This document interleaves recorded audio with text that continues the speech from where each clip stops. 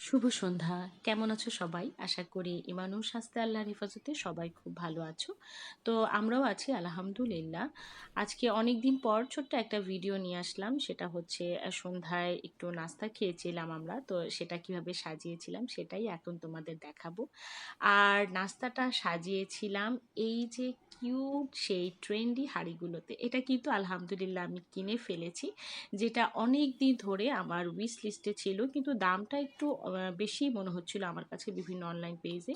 তো এই জন্য আর কেনা হয়নি, কিন্তু ওই যে আমার এলাকায় যে আমার পরিচিত একটা ভ্যান মামা আছে, মামার কাছে আমি এই জিনিসটা দেখে আমার কাছে এত বেশি ভালো লেগেছে এবং এটা কিন্তু আমি খুব কম প্রাইসে কিনেছি। তো যাই হোক, দামটা আমি আর তোমাদের কাছে বললাম না।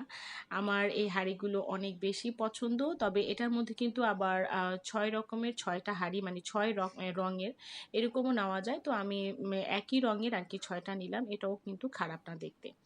আর আজকে হচ্ছে তোমাদের ভাইয়া রসমালাই আর দই নিয়ে এসেছিল। ভাবলাম যে সন্ধ্যার নাস্তাটা তাহলে আমার এই শখের হাঁড়িগুলোর মধ্যেই পরিবেশন করা যাক।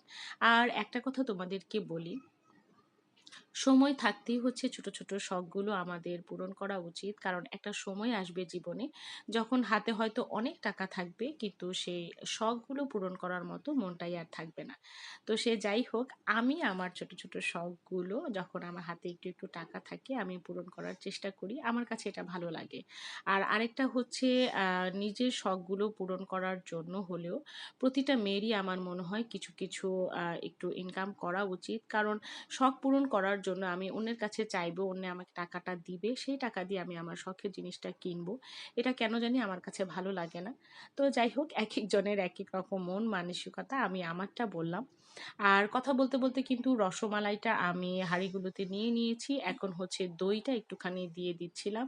আর দেখতে কত ভালো লাগছে বলো। তবে আমার ইচ্ছে আছে আমি এটার ৬ রকমের মানে ৬ রঙের যে ৬টা হাঁড়ি হয় সেটাও কিনবো, তবে এখন না, সেটা মামাকে বলেছি, মামা আবার কয়েকদিন পরে এনে দিবে আর কি।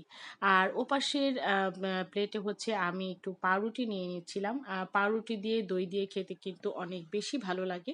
যারা এটা এখনো খেয়ে দেখোনি, তোমরা চাইলে কিন্তু এটা খেয়ে দেখতে পারো, এটা কিন্তু অনেক বেশি মজা।